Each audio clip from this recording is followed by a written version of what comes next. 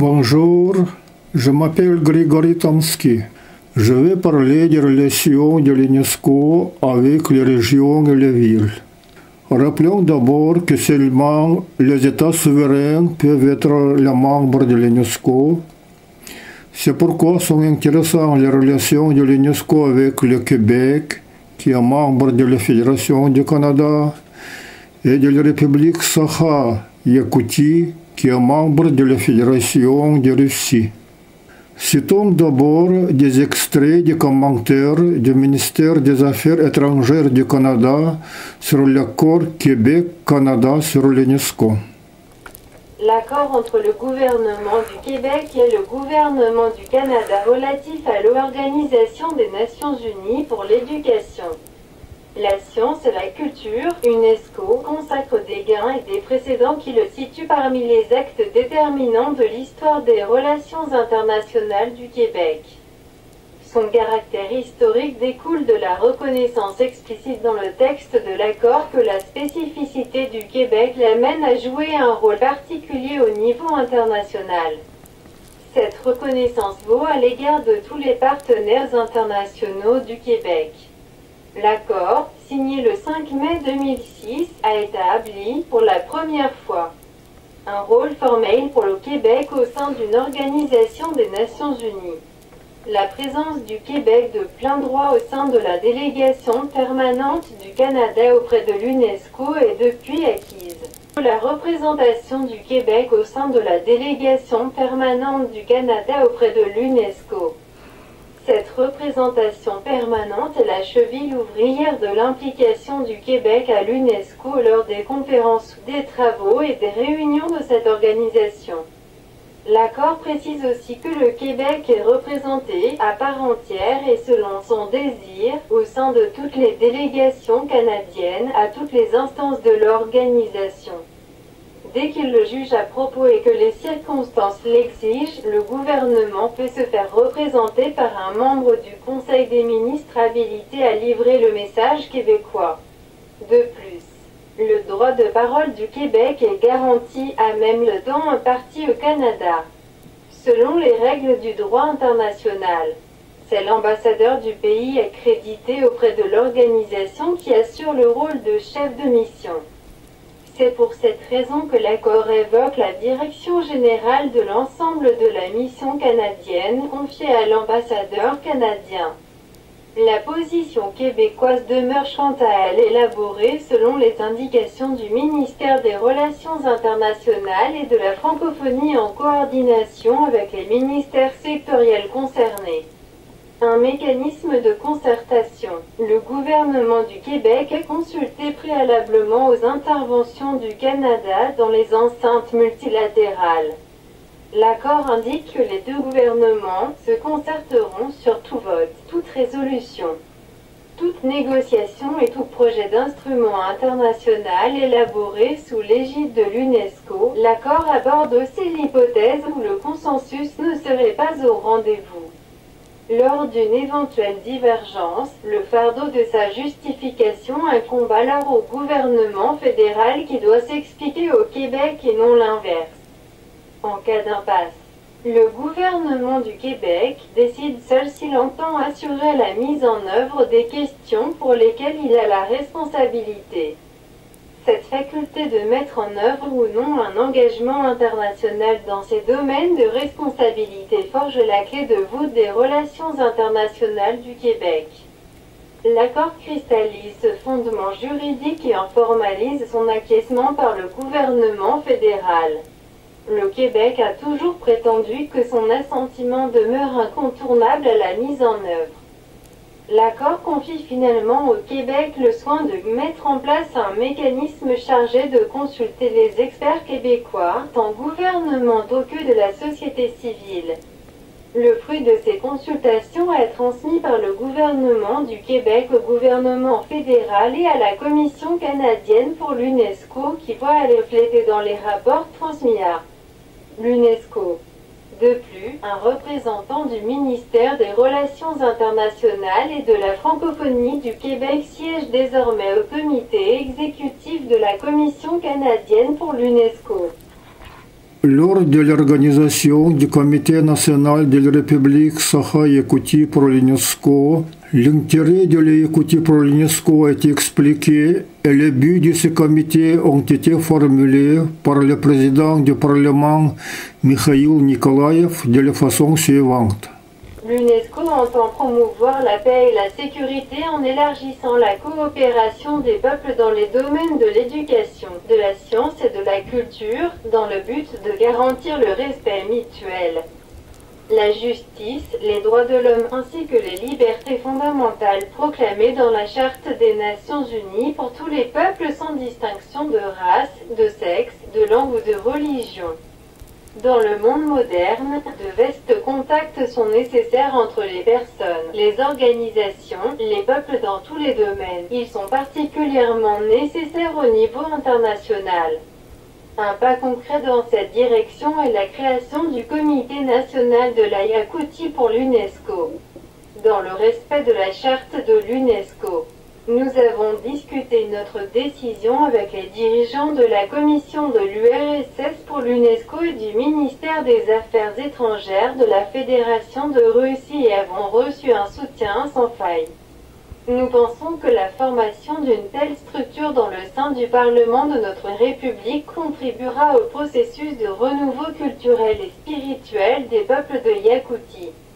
La création d'un canal de communication par le biais d'une organisation mondiale prestigieuse comme l'UNESCO donne à espérer que le développement de notre culture, de notre langue, de nos traditions et de notre science recevra un nouvel élan.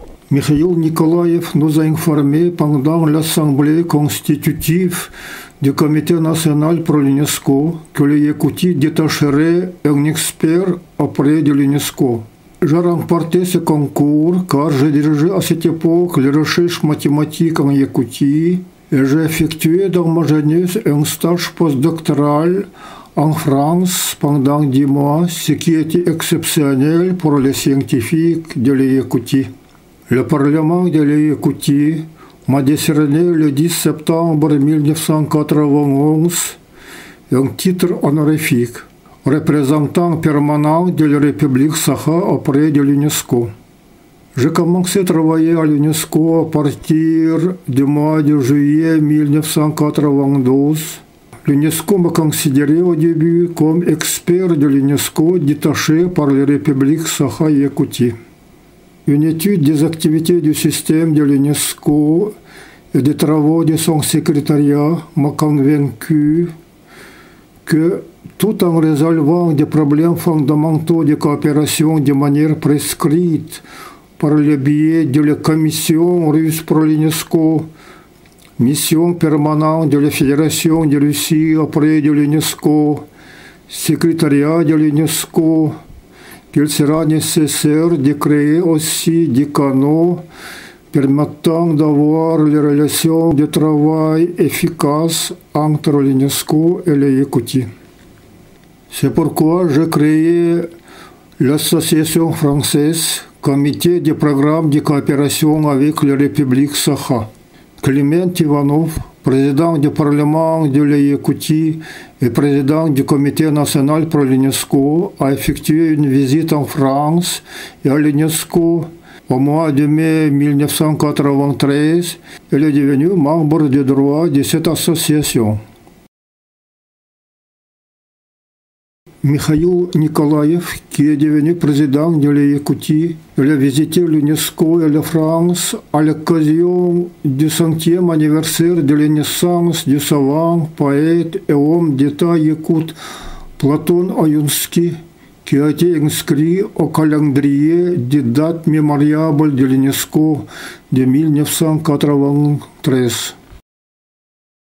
Au mois de mars 1993, le sous-directeur général de l'UNESCO, le professeur Colin Power, s'est rendu en Yakoutie à l'occasion d'une conférence internationale sur l'éducation. Il remarquait avec intérêt dans les écoles visitées l'utilisation du Gypto comme support pédagogique. Il m'a recommandé ensuite de promouvoir ce jeu intellectuel à l'échelle internationale. C'est pourquoi j'ai organisé la Fédération internationale du gypto, la FIDGIP. Je parle du gypto dont la version du basse j'ai inventée en 1988 dans mes plusieurs vidéos. La FIDGIP est une fédération éducative, scientifique et culturelle dont les activités correspondent parfaitement au programme de l'UNESCO. Je parlerai de cette fédération dans une autre vidéo.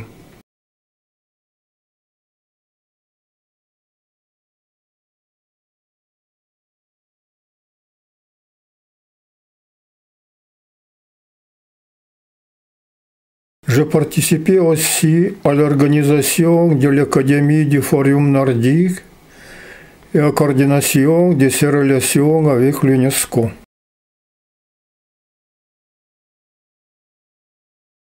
En 1994, j'ai initié à Genève l'organisation de l'Association mondiale des scientifiques autochtones. Ma lettre au directeur général de l'UNESCO sur la création de cette association.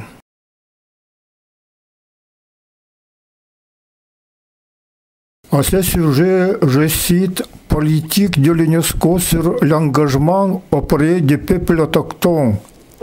Les peuples autochtones vivent dans toutes les régions du monde et possèdent, occupent ou utilisent environ 22% des terres émergées de la planète.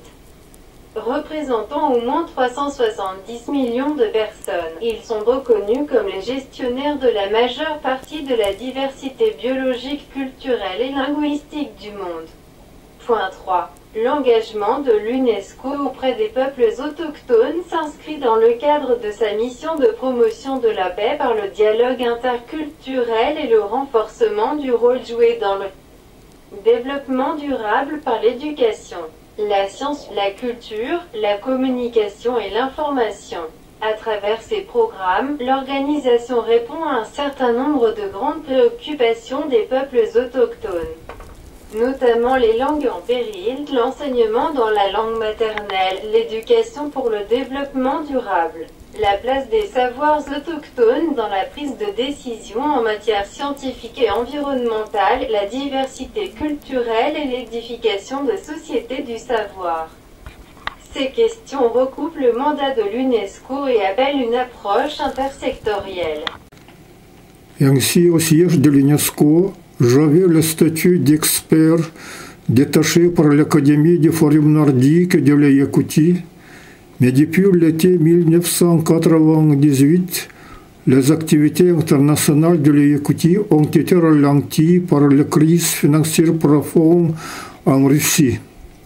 C'est pourquoi, début 2000, j'ai obtenu l'autorisation de me concentrer sur le développement des activités de la fédération FIDGIP.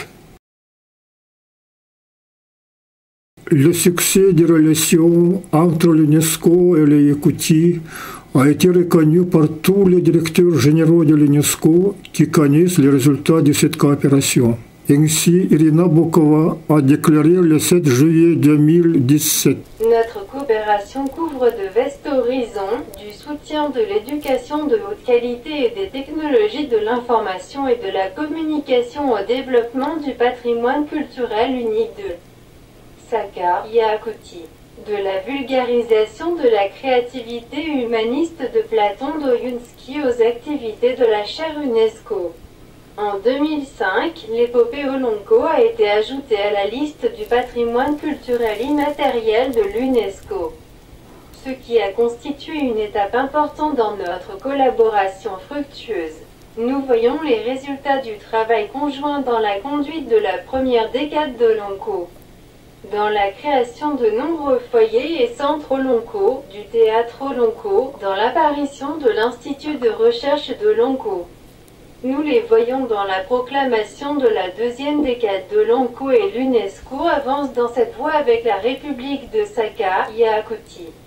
Pour l'avenir, je dois dire que j'ai de la détermination et de l'enthousiasme car de grandes perspectives s'ouvrent à notre coopération.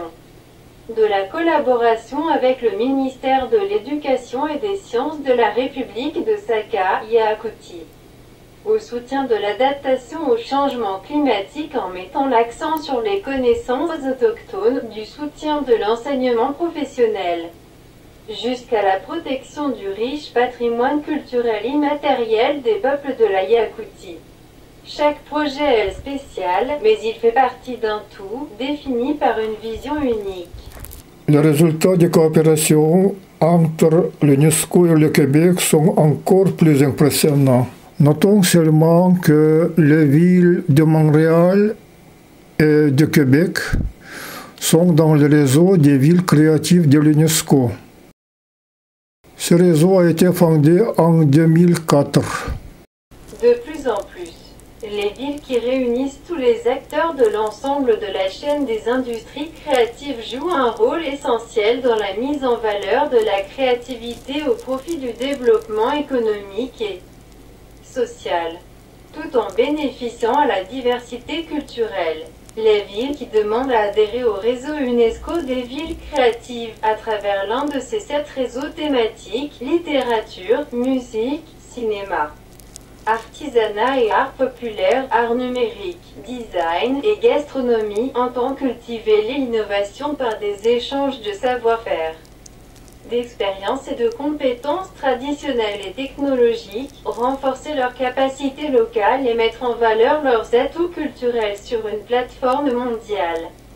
Elles veulent aussi échanger avec l'ensemble des villes partenaires sur des thèmes d'intérêt commun comme celui du tourisme créatif.